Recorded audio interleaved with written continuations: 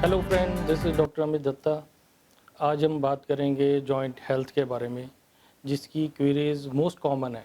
Most common जो joint problems हम clinically देखते हैं, हमने अपने क्लिनिकल एक्सपीरियंस में देखा है कि ओस्टियोआर्थराइटिस के मोस्टली केसेस होते हैं। उसके बाद रूमेटॉइड आर्थराइटिस है, इम्यून सिस्टम डिसऑर्डर है जिसमें डर्मेटोमायोसाइटिस है, एसएलई है जिसको हम ल्यूपस बोल देते हैं।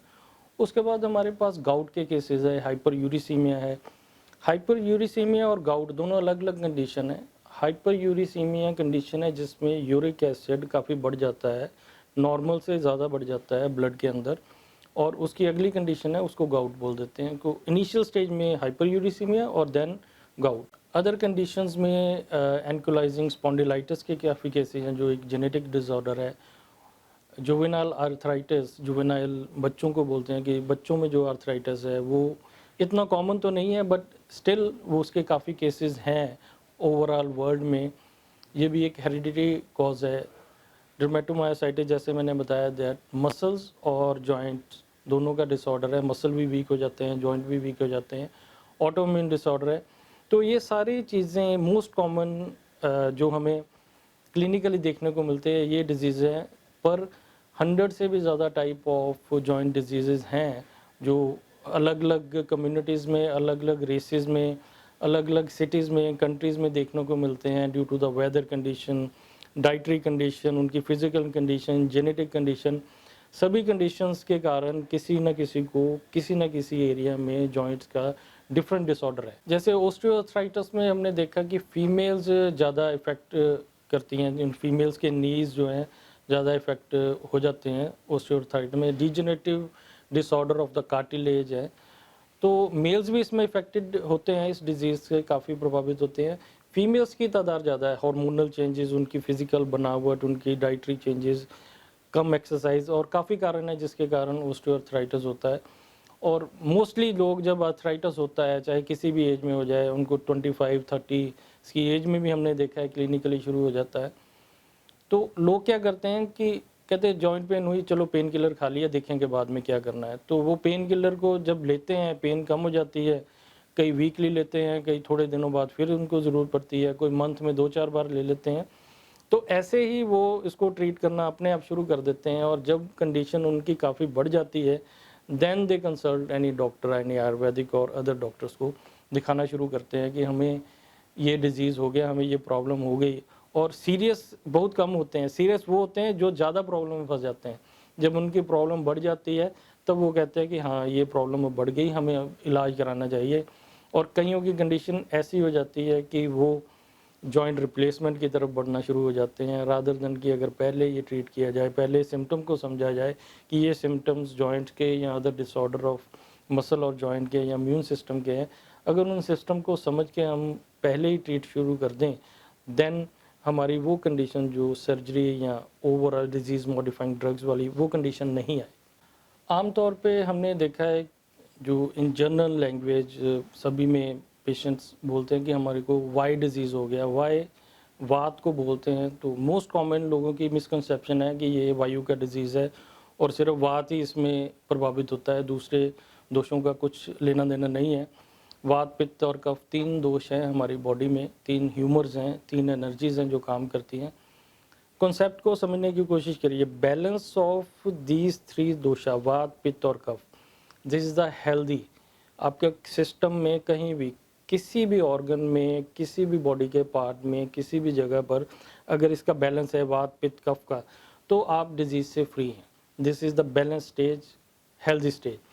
अगर मान लीजिए इसकी रेशो 100% है, 33, 33, 33, तीनों 33 में डिवाइड करेंगे, और अगर मान लीजिए वात बढ़ गया, वात की रेशो 50 हो गई, तो पित्त और कफ भी तो डिस्टर्ब होंगे, उनकी 33 नहीं रहेगी, कोई 20 हो गया, कोई 40 हो गया। तो इसलिए वात, पित्त और कफ तीनों ही इसमें डिस्टर्ब हो जाते हैं। आयुर्वेदिक प्रोस्पेक्ट ऑफ व्यू से अगर देखें, वात का क्या रोल है, पित्त का क्या रोल है और कफ का क्या रोल है इन जॉइंट डिजीजेस। देखिए, कफ जो है हमारी बॉडी को लुब्रिकेट करती है। किसी भी ऑर्गन में वो कफ का होना, उसको लुब्रिकेट करना है। इवन हमारा ब्रेन है, ब्रेन में CSF है, जो फ्लूइड होता है ब्रेन का, वो भी एक तरह की कफ है जो बॉडी के सारे सिस्टम को चलाता है ब्रेन, उसको भी नरिशमेंट की ज़रूरत होती है, वो कफ देता है। तो बात यहाँ चल रही है जॉइंट की। जॉइंट में कफ का होना, उसको लुब्रिकेशन को प्रॉपर रखना है। समहाउ आपकी बॉडी का मेटाबॉलिज्म चेंज हुआ, उसकी फिजियोलॉजी चेंज हुई, उसके कारण आपकी बॉडी में जो कफ है, कफ का जॉइंट में जो जितनी प्रॉपर न्यूट्रिशन चाहिए, जितनी प्रॉपर उसकी रेशियो चाहिए, वो नहीं पहुंच रही। तो क्या होगा, वहाँ ड्राइनेस शुरू होगी। ड्राइनेस के कारण वहाँ ड्राइनेस वात का फीचर है, तो वहाँ वात बढ़नी शुरू हो गई। कफ कम हो गया, वात बढ़नी शुरू होगी, उसने उसकी मोबिलिटी को कम कर दिया, और ड्राइनेस के वजह से उसमें जो जॉइंट का स्पेस है वो कम करना हो गया, और उसकी कार्टिलेज है जिसके लिए कफ बहुत इंपॉर्टेंट है, वो कफ उसको नहीं पहुंच रहा है, तो कार्टिलेज डैमेज होनी शुरू हो जाए। अब पित्त का रोल क्या है?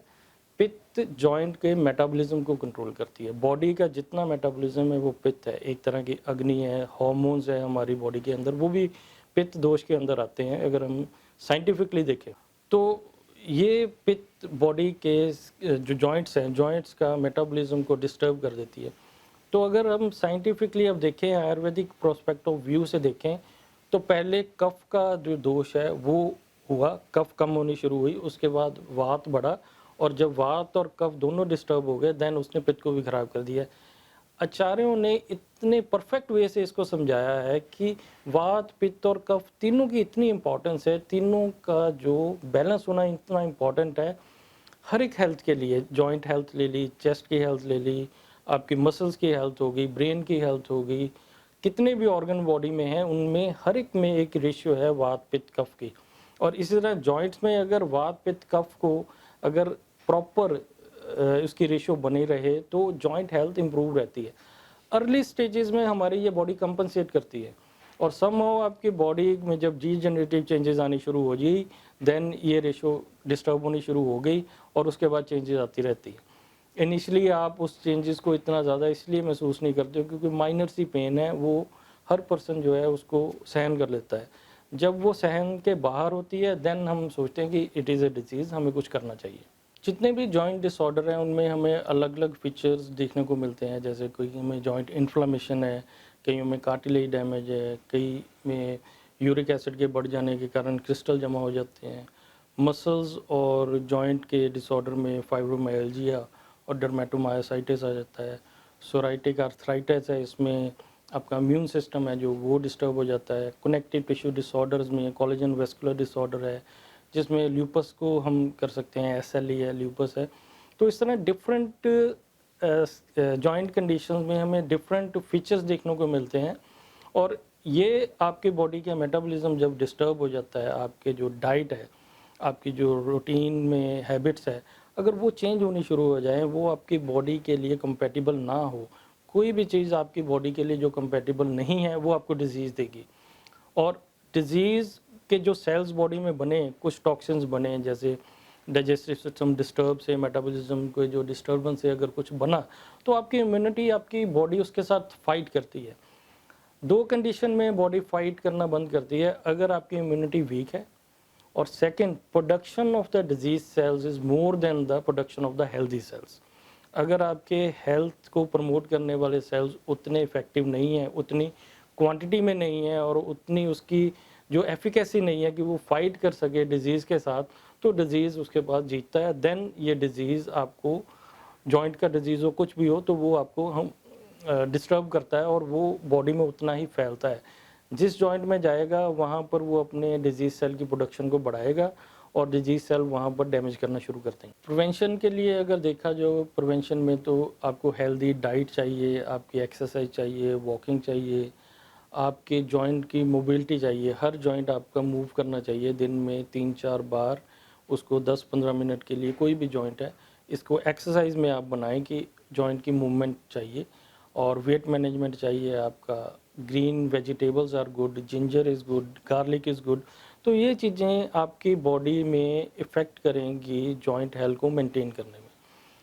अभी हम बात करेंगे कि सोल्यूशन क्या है। डिजीज़ेस तो बहुत हैं जॉइंट के, अभी सोल्यूशन क्या है। क्लिनिकली हमने काफ़ी सालों से रिसर्च करके, काफ़ी पेशेंट्स पर ट्रायल लेके, क्लिनिकल ट्रायल के बाद हमने एक जॉइंट वेलनेस किट तैयार की है। अब ये जॉइंट वेलनेस किट सबके लिए ही है, जितने डिजीज़ों को हम जॉइंट डिजीज़ों को डिस्कस करते हैं। इस किट में हमने 5 तरह के प्रोडक्ट हैं, 2 तरह के कैप्सूल्स और एक ऑयल, एक ग्रैन्यूल्स और एक हमने रस औषधि ली है, जो जॉइंट्स को इम्प्रूव करने में, इम्यूनिटी को इम्प्रूव करने में, उसको इन्हेंस करने में हेल्प करती है। तो हाउ द किट वर्क्स, इसने आपकी बॉडी में इम्यून सिस्टम को इम्प्रूव तो करना ही है और साथ में आपके मेटाबॉलिज्म को करेक्ट करना है।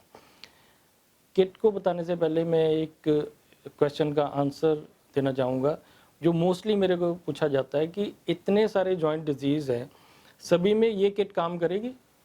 अगर गाउट में भी काम करेगी, सोराइटिक में भी काम करेगी, ओस्टियो में भी काम करेगी और बाकी सारे डिजीज़ जो आपने बताए, डर्मेटोमायोसाइटिस है या सोराइटिक आर्थराइटिस है, इन सब में काम करेगी?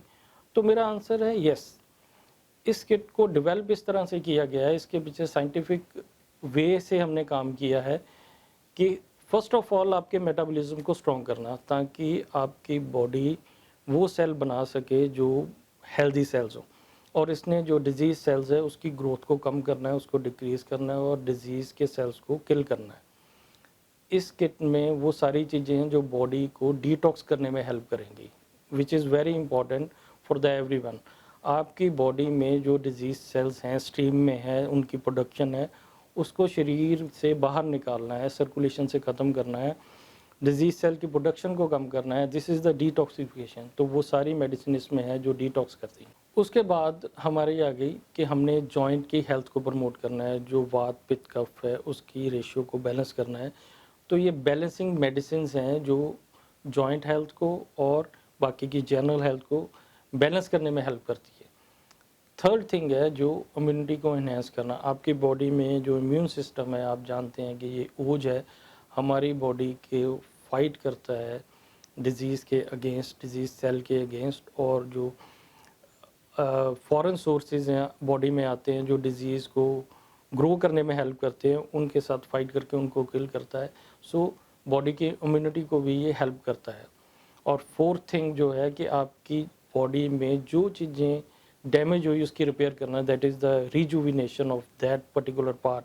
अगर जॉइंट्स की बात हो रही है तो जॉइंट्स की रिजुविनेशन, उसकी रिपेयर, उसमें जो सेल डैमेज हुए, जो कार्टिलेज डैमेज हुई, उसको रिपेयर करना। अगर बोन की स्ट्रेंथ कम है तो बोन को पावर देना ताकि बोन की स्ट्रेंथ बनी रहे, और डिजनरेशन को कम करना।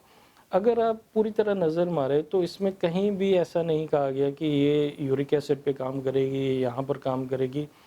तो आचार्यों ने ये मेडिसिन डेवलप की अपने एक्सपीरियंस से, उन्होंने डिफरेंट टाइप ऑफ पेशेंट को दिया और बाद में एक रिज़ल्ट निकाला। ये मेडिसिन आपके लिए इम्यूनोमोडुलेटर का काम करेगी, और जो मेडिसिन आपकी एंटी इन्फ्लेमेटरी है वो इम्यूनोमोडुलेशन भी काम करती है। जैसे हल्दी को हम देख लें, एंटी इन्फ्लेमेटरी तो है, ये लिवर को भी प्रोटेक्ट करेगी और बॉडी में आपके इम्यून सिस्टम को भी हेल्प करेगी। सो ये मेडिसिन ना तो सिर्फ आपके जॉइंट हेल्थ को इम्प्रूव करेगी, जनरल हेल्थ को भी इम्प्रूव करने में हेल्प करेंगे। और जो पर्सन काफ़ी सालों से डिजीज़ से, जॉइंट डिजीज़ से ग्रसित हैं, जिनको काफ़ी प्रॉब्लम है, जिनकी काफ़ी बढ़ चुकी है, तो उनके लिए हमारा जो टीम है, आयुर्वेदा की टीम है, वो हेल्प करती है। उनकी पूरी हिस्ट्री ली जाएगी प्रॉपर तरीके से। हमारा एक फॉर्म बना हुआ है, असेसमेंट फॉर्म, उसमें प्रॉपर हिस्ट्री के द्वारा हम ये जानते हैं कि आपकी बॉडी के डीप रूटेड टॉक्सिन्स कहाँ तक पहुँचे हैं, उन डीप रूटेड टॉक्सिन्स को हमने कैसे ट्रीट करना है।